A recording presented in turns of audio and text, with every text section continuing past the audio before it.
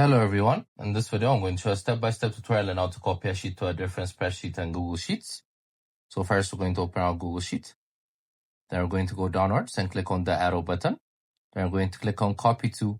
Then you guys could click on new spreadsheet or existing spreadsheet. First we're going to click on new spreadsheet. Then next we're going to click on open. So as you can see, our spreadsheet has been copied to a different sheet.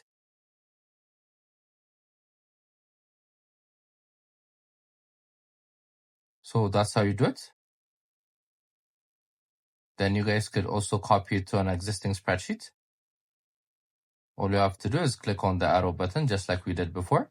Then click on copy to, then click on existing spreadsheet. Then you guys are going to click on the spreadsheet you want to copy it to. So that's how you do it. I hope you guys liked this video. Subscribe for more, like for more, share for more. I hope to see you again. Goodbye.